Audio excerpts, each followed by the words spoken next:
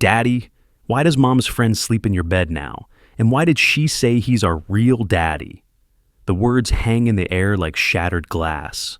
6-year-old Emma stands in my home office doorway, her rainbow pajamas wrinkled from sleep, clutching the stuffed elephant I'd given her last Christmas. Behind her, 8-year-old Tyler hovers, his face a map of confusion that makes my chest tighten. I close my laptop slowly. The quarterly report can wait. Hell, everything can wait. Come here, sweetheart. My voice stays steady, though inside, something fundamental is breaking. They pad across the carpet, and I lift Emma onto my lap, while Tyler leans against my shoulder. Through the thin walls of our suburban duplex, I hear Mrs. Chen's television next door. She's always had it too loud since her hearing started going. When did Mommy tell you this?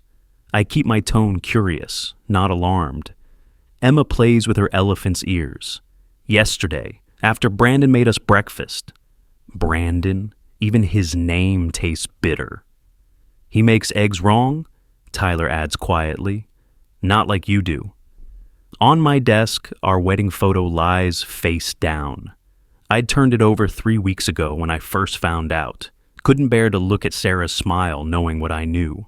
The frame's glass is cold against the oak, a 8 by 10-inch lie I haven't had the courage to remove completely. Daddy's not going anywhere, I tell them, though legally, I know how complicated that promise might be. No matter what anyone says, I'm your dad. I've been your dad since the day you were born, and I'll be your dad forever. But Brandon said, Brandon's wrong. The words come out harder than intended. I soften. Sometimes adults get confused about important things. Emma's small fingers find mine. I don't want a new daddy. You don't have one, baby. You have me. Mrs. Chen's television cuts to commercial, and in the relative quiet, I hear footsteps upstairs. Sarah's awake. Or Brandon is. The thought that he's up there, in my bed, in my house. Why don't you two go watch cartoons? I'll make pancakes in a bit. They shuffle toward the living room, but Tyler turns back. Dad, are you and Mom getting divorced? The question I've been dreading. We're figuring things out, buddy. Because of Brandon? It's complicated. I hate him, Tyler says quietly and disappears around the corner. I sit alone for a moment, staring at the overturned photo frame. Then I pull out my phone and scroll through 3 months of credit card statements I'd printed last week, the Marriott downtown, the waterfront inn, the embassy suites, all those book club meetings and girls' nights. The receipts tell a story Sarah thought she'd hidden well, except she'd used our joint card.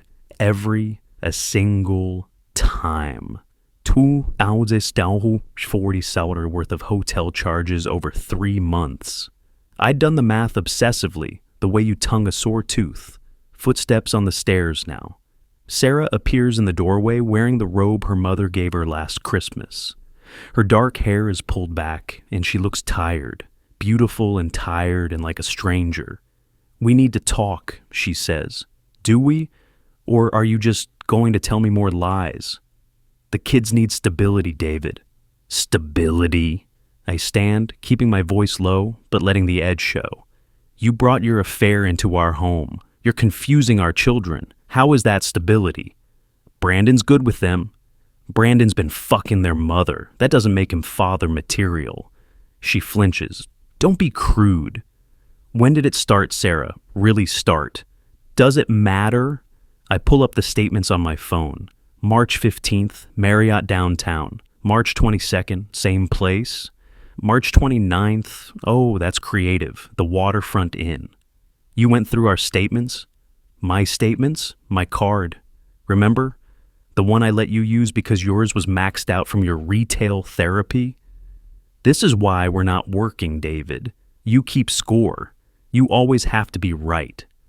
I keep score? You're telling our children another man is their father. I never said that.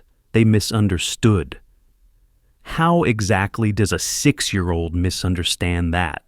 Through the walls, Mrs. Chen's TV grows louder. She must be able to hear us.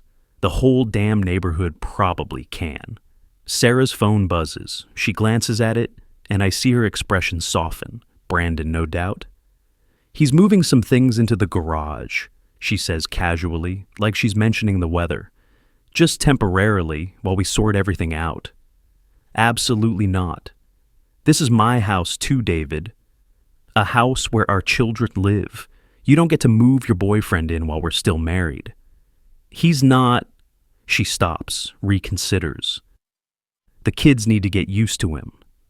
The kids need their actual father, not some replacement you've been auditioning for 3 months. 6. The word slips out before she can stop it. I see her realize her mistake. 6 months? My voice is deadly quiet. Our anniversary was 5 months ago. You looked me in the eye and said you loved me. I did love you. I do. Just not the way... Get out of my office. David, get out. She leaves and I sit back down, head in my hands. Through the floor vent, I hear the Paw Patrol theme song from the living room. My kids are downstairs watching TV while their world falls apart above them. My phone rings. It's my sister-in-law, Kelly, Sarah's own sister. David, I heard what's happening. On speakerphone, Kelly, fair warning. I don't care who hears. What Sarah's doing is wrong. Mom agrees. She knows? Everyone knows. She's been bringing him to family dinners, David. Told us you two had an arrangement. My stomach turns. We don't have any arrangement. I know. That's why I'm calling. I took some pictures at last Sunday's dinner. Of them. Together. With the kids. Thought you might need them. Jesus, Kelly. There's more. Mom overheard her on the phone with a lawyer last week. David, she's planning something. When did Mommy tell you this? 3 days later, I'm sitting across from Marcus Thompson, the best family lawyer I could afford, in his downtown office that smells like leather and old coffee. His assistant, a young woman named Jennifer, takes notes while Marcus reviews my file. She filed first, Marcus says, sliding papers across his mahogany desk. Yesterday, emergency motion for temporary sole custody. The words hit like physical blows. On what grounds? Emotional instability.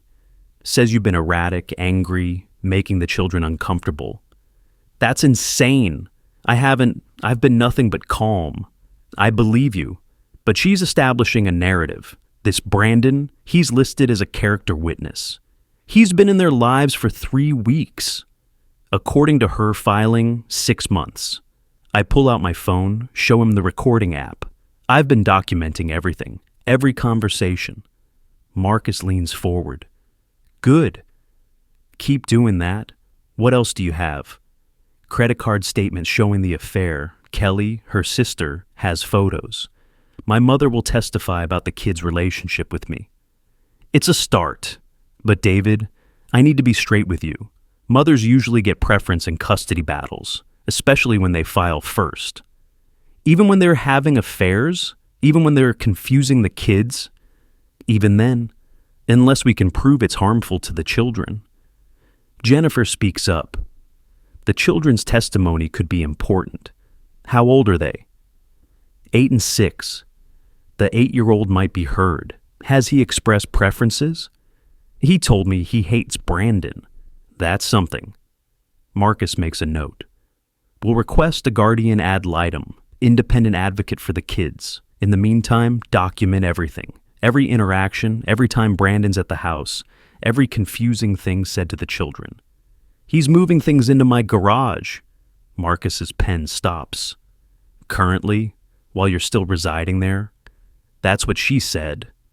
Absolutely not. We're filing an emergency countermotion today. He doesn't step foot on that property until this is resolved. Relief washes over me. Finally, someone who understands. There's something else, I say, pulling out a folded paper. My daughter made this at school. It's a crayon drawing. 2 stick figures labeled Daddy in purple, 1 labeled Mommy in yellow, 2 smaller figures that are clearly the kids. One daddy is inside the house.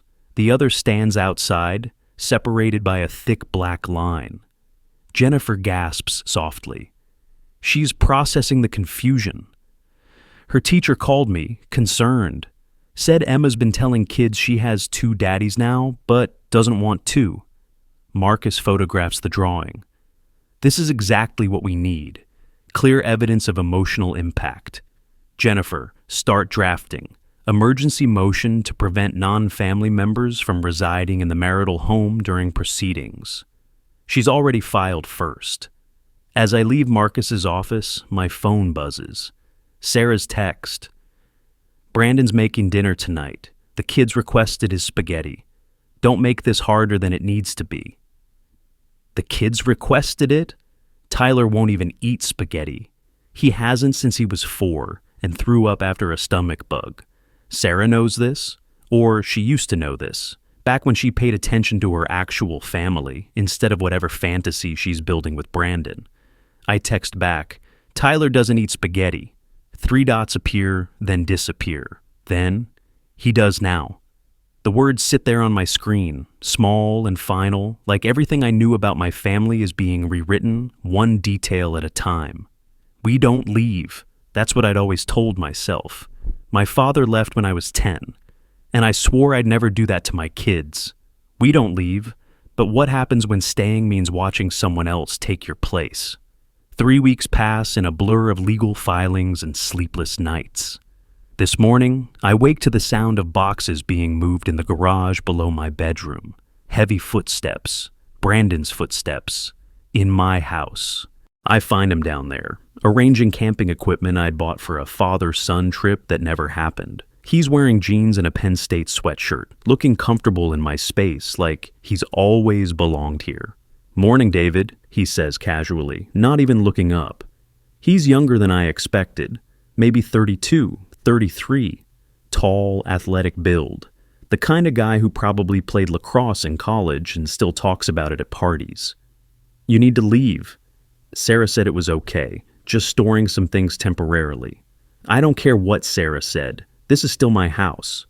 He finally looks at me, and there's something in his eyes, pity. Look, man, I know this is hard, but we all need to think about what's best for the kids. There is no we that includes you. Emma appears in the garage doorway, still in her pajamas. Brandon, are you living here now? Just keeping some stuff here, princess. Princess. He calls my daughter princess. Daddy, can Brandon take me to school today? He said he has a cool car. I'll take you to school, sweetheart, like always. But Brandon said, I'm your dad. I take you to school. Brandon shrugs, goes back to his boxes. No problem. Maybe tomorrow. There won't be a tomorrow, I want to say. But Emma's watching, so I just take her hand. Come on, let's get you ready. As we walk back into the house, Tyler passes us heading to the garage. Mom wants to talk to you, he tells me, his voice flat. Then to Brandon, my dad doesn't like you being here. Tyler!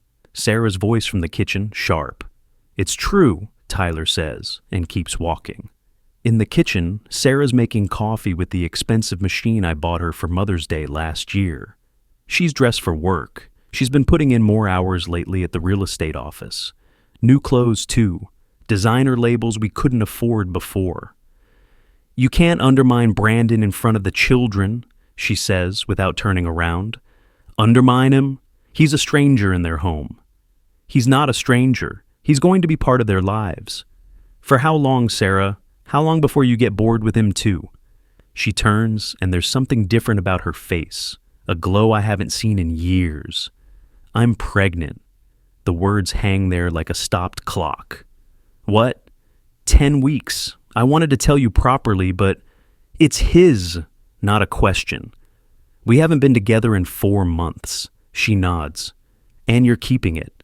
Another nod. My phone buzzes. It's Mrs. Patterson, Emma's teacher. Mr. Davidson, could you come by the school today? Emma left something in her backpack I think you should see. An hour later, I'm sitting in Emma's classroom, the tiny plastic chair making me feel like a giant. Mrs. Patterson, a woman in her 50s with kind eyes behind thick glasses, hands me a folded piece of notebook paper. She asked me to mail this yesterday, Mrs. Patterson says. I thought you should see it first. I unfold it. Emma's careful printing, the letters still occasionally backwards. Dear real daddy, Mom says I can't call you dad anymore because Brandon is going to be our new dad. But I don't want a new dad. I want you. You make pancakes right and you know all the voices when you read stories. Brandon doesn't do voices, he just reads regular. Please don't leave. I promise to be good. Love, Emma P.S. Tyler says we should run away to Grandma's house. My hands shake. Mrs. Patterson pushes a tissue box across the desk. Mr. Davidson, I'm documenting everything I observe, the confusion, the behavioral changes. If you need me to testify, thank you, I manage. Emma's been drawing the same picture over and over. She pulls out a stack of papers, all variations of the same theme. 2 father figures, one inside, one outside. The school counselor is concerned. She told the kids Brandon is going to be their new dad. That's emotional abuse, Mr. Davidson. Document everything. If you've ever felt erased from your own life, leave a comment. Tell me I'm not alone in this. That afternoon, I meet with Jim Brennan, the private investigator Marcus recommended. He's nothing like the PIs in movies, just a regular guy in khakis and a polo shirt who looks like he could be teaching high school history. I've been watching the house, Jim says, sliding a folder across the coffee shop table. Brandon Chambers, 33, marketing consultant, divorced, no kids. His ex-wife filed for infidelity. He cheated multiple times, according to the divorce records. Here's where it gets interesting. He pulls out a printed screenshot. These are from Sarah's Instagram, private account, but his ex-wife follows her. She sent me these. Photos of Sarah and Brandon at restaurants, concerts, a weekend trip to the Poconos. I checked the dates, our anniversary weekend. She'd told me she was at a work conference. There's more. Jim pulls out another document. Brandon's lease ended 6 months ago. He's been essentially living in hotels since then. The hotel's on our credit card. Exactly, but look at this. Another paper. He filed for bankruptcy last year, failed business venture. He has no permanent address, no steady income. And Sarah wants him around our kids. Love makes people stupid. But here's the thing. I have video from your doorbell camera. You did give me access to that, right? I nod. He's been coming and going while you're at work. Sometimes stays all day. Last Tuesday he was there from 9 a.m. to 4 p.m. Kids were at school. Sarah called in sick to work. Jesus, it establishes a pattern. But David, I need to tell you something else. Yesterday I saw Sarah at CVS. She was buying pregnancy tests. She already knows she's pregnant. She told me this morning. Jim's quiet for a moment. She bought 3 boxes, different brands. Why would she? In my experience, when someone buys that many, they're either hoping for a specific result or trying to convince someone of something. My phone rings. It's Tyler's school. Mr. Davidson, Tyler got into a fight. You need to come pick him up. Tyler's never been in a fight in his life. I find him in the principal's office, holding an ice pack to his lip. His knuckles are scraped. What happened, buddy? Joshua said Mom's new boyfriend is cooler than you. His eyes fill with tears. I hit him. The principal, Mr. Watts, clears his throat. Tyler's been having some behavioral changes lately. His teacher says he's been withdrawn, angry. We're going through some family changes. So I gather. Tyler, why don't you wait outside for a minute? When Tyler leaves, Mr. Watts leans forward. Mr. Davidson, Tyler told the guidance counselor that there's a man living in your garage, that his mother says this man is going to be their new father. We're handling it legally. I hope so, because what Tyler's describing sounds like parental alienation. We see it in custody cases. It's devastating for children. They were together before the separation. That evening, I'm parked outside the house, not ready to go in yet. My phone rings. It's Gary, my best friend since college. Where are you, man? You missed poker night. sitting in my car outside my own house because another man is inside making dinner for my kids. Jesus, come over now. I can't. I need to. David, come over. That's not a request. 20 minutes later, I'm in Gary's garage, watching him adjust his bike while I pace. She's pregnant, I tell him, with his kid. Gary drops his wrench. Fuck. The kids are confused. Emma's writing letters to her real daddy. Tyler's getting into fights. What does your lawyer say? That I need to document everything, stay calm, be the stable parent. While she mind fucks your kids? Basically. Gary pulls out 2 beers, hands me one. Remember when Amy and I separated? Yeah. I wanted to burn everything down. Her stuff, his stuff, the whole damn house. You know what stopped me? What? You. You said, the kids are watching, always, even when you think they're not. I said that? Yeah, and you were right. Amy and I worked it out, but even if we hadn't, the kids would have remembered how I handled it. This is different. She's trying to replace me. Then be irreplaceable.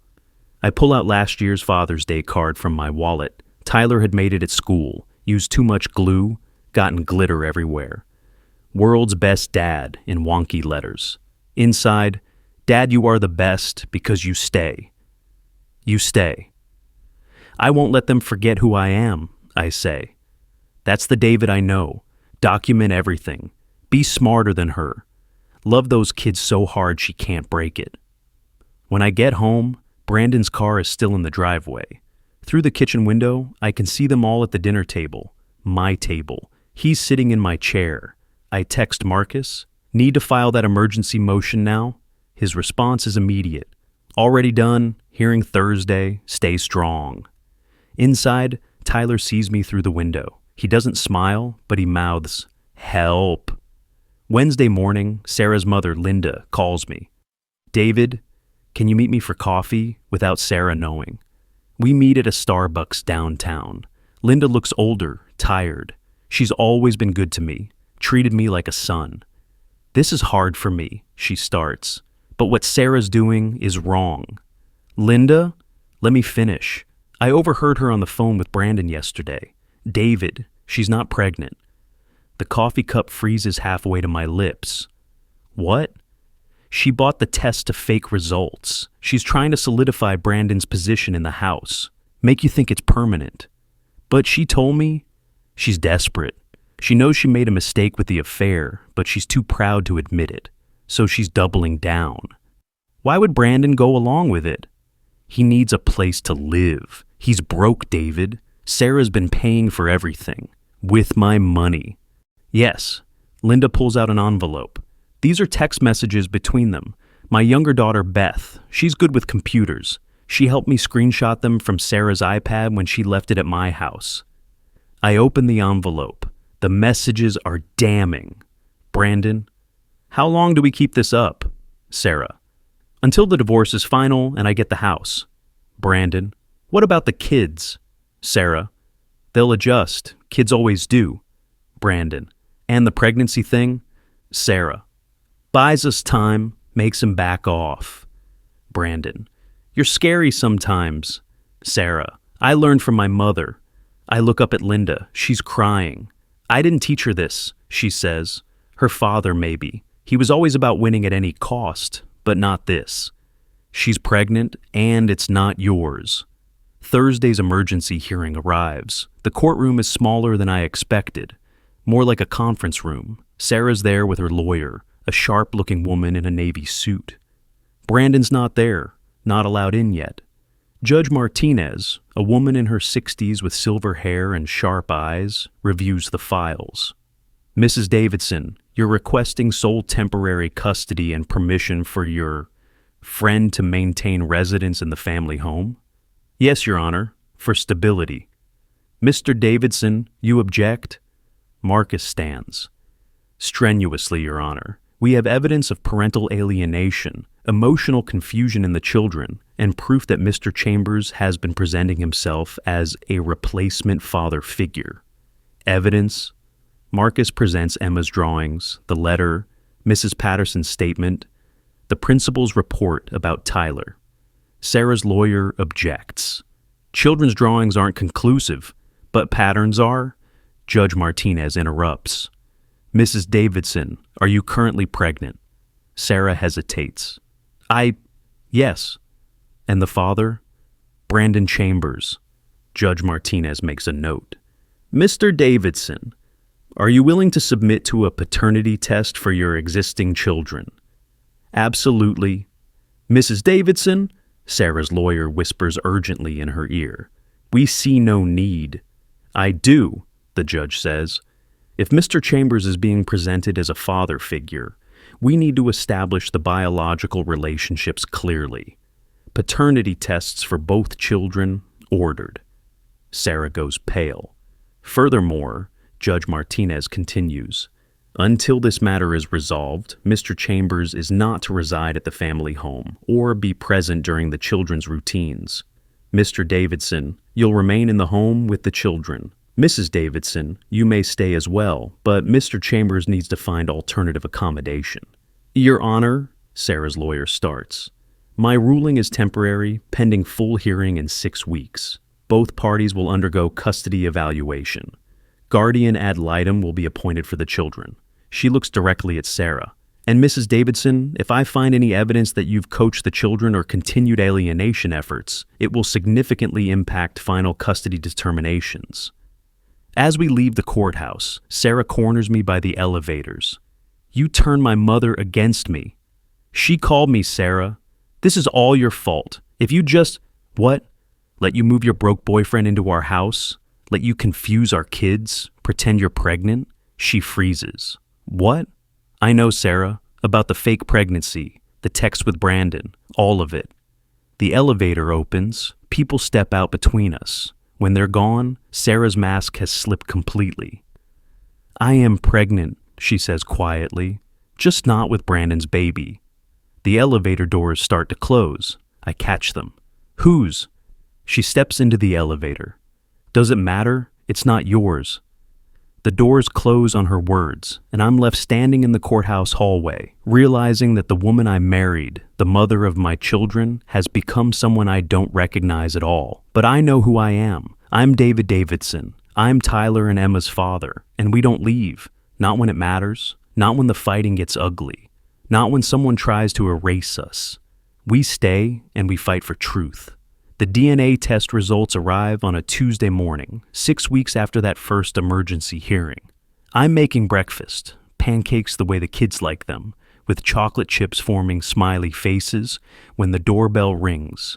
Certified mail. The return address is the lab Marcus recommended. My hands don't shake as I sign for it. They don't shake as I open it at the kitchen table. They only start shaking when I read the results.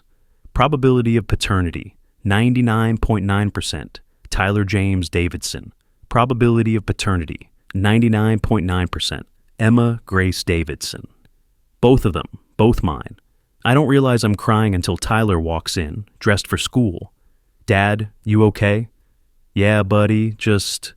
Good news. He sees the papers. He's 8, but he's smart. Too smart sometimes. We're really yours? You were always mine. This just proves it to everyone else. Mom said maybe we weren't. The words hit like ice water. When did she say that? Last week, when she was drunk with Brandon. She was drunk? Tyler nods. Wine bottles in the recycling, lots of them.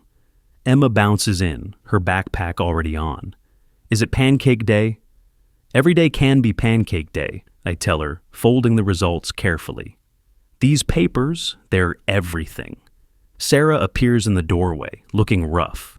She's been sleeping in the guest room since the emergency order, and Brandon's been scarce since the judge's ruling, though his boxes still crowd my garage. We need to talk, she says. After I take the kids to school. Now. No. I flip another pancake. The kids need breakfast. They need normalcy. Your drama can wait. She sees the envelope from the lab. Her face changes. Both of them, I say quietly.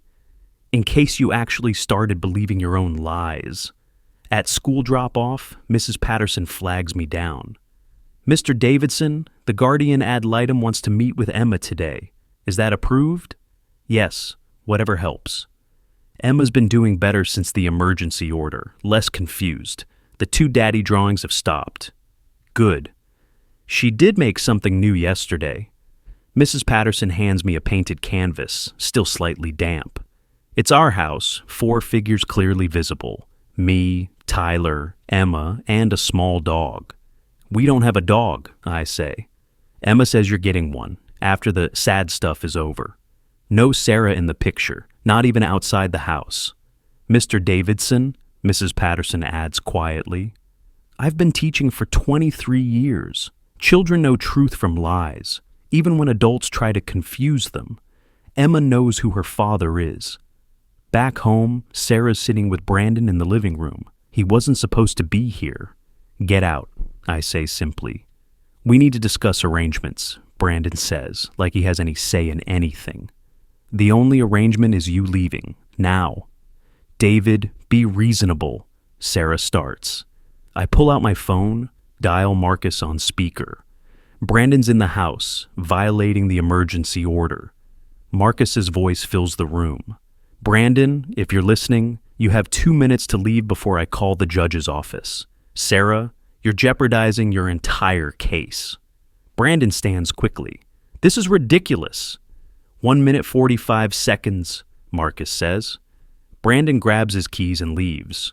Through the window, I watch his BMW, leased, according to Jim's investigation, speed away. Happy? Sarah snaps. The Guardian ad litem's report is ready. Marcus continues on speaker. David, can you come in this afternoon? I'll be there. After I hang up, Sarah slumps on the couch. I know about the paternity results. Disappointed. I never really thought. She stops. It doesn't matter. It matters to our kids. Not ours anymore. Yours.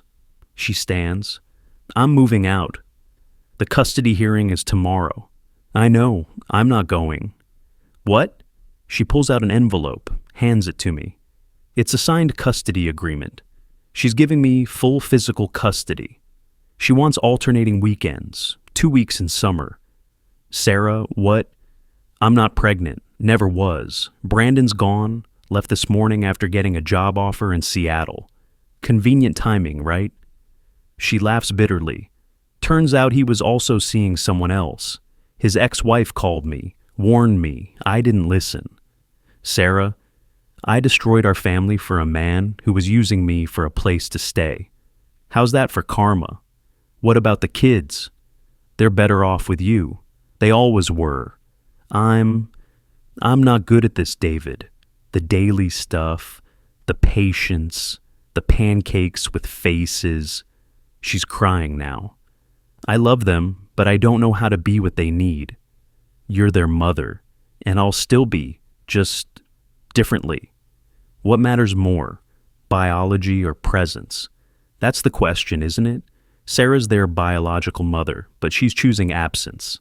I'm choosing presence. Every day, every pancake, every bedtime story. The guardian ad litem's office is warm, unlike the sterile courthouse. Dr. Jennifer Walsh is in her 40s, with kind eyes and children's drawings covering her walls.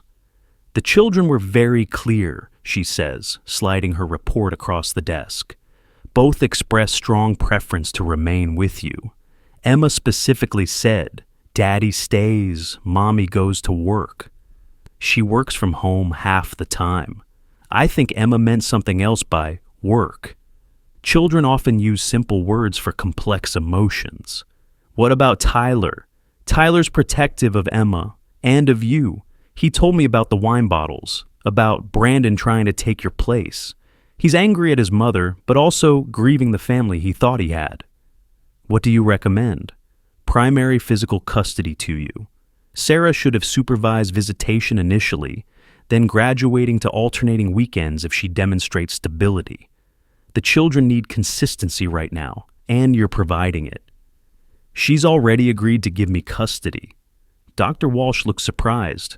That's unusual, often beneficial, but unusual. The next morning, the custody hearing is almost anticlimactic. Sarah's there, despite what she said, but she looks defeated. Her lawyer presents the signed agreement. Judge Martinez reviews it. Then the guardians report. Then the paternity results. Mr. Davidson, you're prepared to take full physical custody? Yes, Your Honor. Mrs. Davidson, this is your decision. Sarah stands. Yes, Your Honor, I need to work on myself. The children deserve better than what I've been giving them. And Mr. Chambers is no longer in the picture, Sarah's lawyer says. Judge Martinez nods slowly. Very well. Full physical custody to Mr. Davidson. Mrs. Davidson, you'll have supervised visitation for the first month, then alternating weekends beginning next month, contingent on compliance with court requirements. What requirements? Sarah asks. Parenting classes, individual therapy, no overnight guests during visitation periods, and Mrs. Davidson, any attempt at parental alienation will result in immediate suspension of visitation. I understand. The gavel comes down. Just like that, it's over. Or, really, it's beginning. Outside the courthouse, Sarah stops me. I'm sorry, she says, for all of it. I know. Will you let me say goodbye to them before I go? Where are you going? My sister's, in Phoenix, just for a while, to figure things out. They need to know you're not abandoning them. Aren't I? No. You're getting help. There's a difference. That afternoon, Sarah says goodbye to the kids in the living room while I wait in the kitchen. I can hear Emma crying, Tyler asking questions. Why can't you stay? Because sometimes mommies need to go away to learn how to be better mommies. Will you come back? For visits. And you can visit me. What about Brandon? Brandon was a mistake, sweetheart. A big mistake. Daddy's not a mistake, Emma says firmly. No, Sarah agrees. Daddy's the best thing that ever happened to you both. She finds me in the kitchen after. Thank you for letting me say goodbye. They're your kids too, Sarah. That doesn't change. Take care of them. I always have. She nods, picks up her suitcase. The moving truck comes tomorrow for my things. I know. She stops at the door. For what it's worth, you're a good man, David Davidson. I forgot that for a while. We want to live with our real dad. The next few days blur together. The moving truck comes and takes Sarah's things. Brandon's boxes disappear from the garage. He sent movers, didn't come himself. The house feels larger, emptier, but also cleaner somehow. Tyler helps me rearrange the furniture. Can we put the TV where Mom's yoga stuff was? Sure, buddy. And can we get a dog? I think of Emma's painting. Maybe. After things settle. Things are settled. Mom's gone. Brandon's gone. It's just us. Just us. It sounds lonely, but Tyler says it like a relief. Emma brings me a box from the garage. Daddy, look what I found. It's our wedding album. I haven't seen it in months. That's you and Mommy, she says, pointing at a photo of us laughing at the reception. Yeah, you looked happy. We were. What happened? How do you explain adult failures to a 6-year-old? Sometimes people change, sweetheart. Sometimes they forget what's important. She studies the photo. Will you forget us? Never. Promise? Promise. Can we take new pictures without Mommy? Sole physical custody granted to father.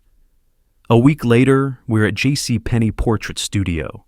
Tyler's wearing the tie he picked out himself, blue with tiny dinosaurs. Emma's in her favorite dress, the purple one with sparkles. I'm in the only suit that still fits. Just the 3 of you? The photographer asks. Just the 3 of us, Tyler says proudly. We pose in front of a fake autumn background. The photographer tries to make us laugh with bad jokes. Emma giggles. Tyler rolls his eyes but smiles. I hold them both close. One more, the photographer says. Say, family. Family, we shout together. 2 weeks later, I'm hanging the new portrait where our wedding photo used to be.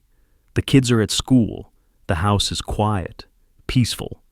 Mrs. Chen knocks on the door. She's holding a casserole. For you and the children, she says in accented English. I know it's been hard. I hear through the walls. I'm sorry about the noise. No, I hear the good too.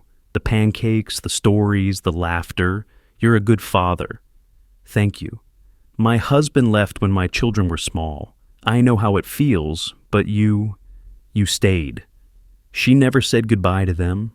That evening, we're having Mrs. Chen's casserole. It's actually pretty good. When Emma asks, Are we broken? What do you mean, sweetheart? Lucy at school says we're from a broken home now. Tyler snorts. Lucy's an idiot. Tyler? Well, she is. We're not broken. We're fixed. Brandon's gone. Mom's getting help. It's better now. But families are supposed to have mommies and daddies, Emma insists. Says who? Tyler challenges. Jimmy has 2 moms. Marcus lives with his grandma. Families are just people who love each other and stay. Out of the mouths of babes.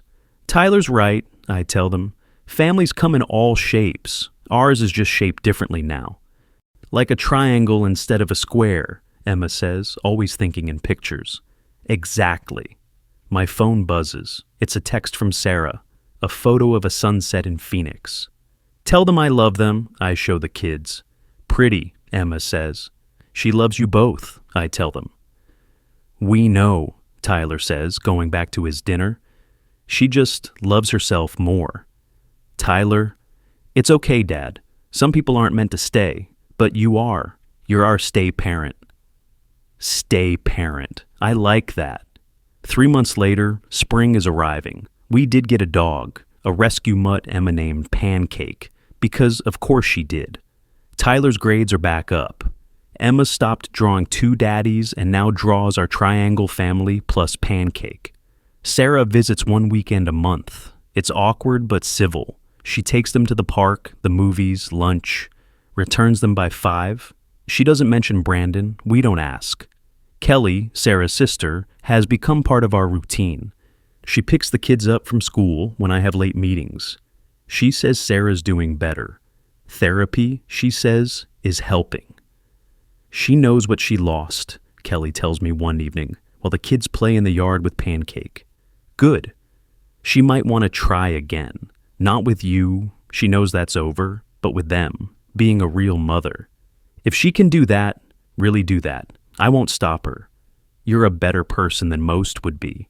No, I just love my kids more than I hate my ex-wife. The final court review is on a Thursday. Sarah's completed her requirements. The supervised visitation becomes unsupervised. Alternating weekends become every other week in summer. Progress. Judge Martinez asks the children, they're present this time, if they have anything to say. Tyler stands. We want to keep living with Dad, but Mom can visit, as long as she doesn't bring any more boyfriends. No boyfriends, Emma adds emphatically. Even the judge smiles. The current arrangement stands, she says. With modifications as agreed, Mr. Davidson retains primary physical custody. Mrs. Davidson's parental rights remain intact with scheduled visitation. In the hallway after, Sarah approaches us. I'm sorry, she tells the kids, for confusing you, for Brandon, for everything. It's okay, Mom, Tyler says, mature beyond his years. People make mistakes. Just don't make them again, Emma adds sternly. Sarah laughs, cries a little. I won't, promise. She looks at me. Thank you for keeping them whole. We're home. Tonight, 6 months after that first terrible morning, we're having our Friday pizza night. Tyler picked the movie, something with superheroes. Emma's painted Pancake's nails pink, which the dog tolerates with resignation. The new family portrait hangs on the wall, catching the light from the lamp. Dad, Tyler says during a quiet moment in the movie, remember when Mom said Brandon would be our new dad? Yeah, that was stupid. It was confusing. No, it was stupid. You can't just pick a new dad like picking a new car. Dads are forever. Some dads leave, Emma points out, always the realist. Yeah, but real dads don't. Real dads stay, even when it's hard, even when moms go crazy, even when weird guys named Brandon show up. We don't leave, I say quietly, the words coming unbidden. What? Tyler asks. Something my dad used to say, before he left, ironically. But I made it true. We don't leave. We don't run. We stay for those worth staying for. We're worth staying for, Emma says confidently. The most worth it? I agree. Dad? Emma asks, curled against my side. Are you happy? I look at my children, my dog, my reorganized living room with its new photos and old memories rearranged into something better. No Brandon, no lies, no confusion, just us. Yeah, sweetheart, I'm happy. Good, she says, because we're happy too. The movie plays on. Outside, Mrs. Chen's TV is too loud again. Pancake snores. Tyler throws popcorn at Emma, who squeals. Normal, peaceful, ours. We don't leave. We don't run. We stay for those worth staying for. And sometimes, staying means fighting for truth, even when someone tries to erase it. Sometimes staying means being the only parent who does. Sometimes staying is the greatest love of all. My phone buzzes. Sarah texting from Phoenix. Thank you for sending the school photos. They look happy. I text back. They are, and we are. Broken and reformed. A triangle instead of a square. Different, but whole. Complete. If you've made it this far, you know that families aren't about perfection. They're about presence. About showing up every day, making pancakes with chocolate chip smiles, reading stories with funny voices, and proving that love isn't just a word. It's a choice you make every morning when you wake up and choose to stay. Share your own story of choosing family, of fighting for your children, of rebuilding after betrayal. Someone needs to hear that they're not alone, that staying and fighting is worth it, that truth wins even when lies seem easier. Because we don't leave, we stay.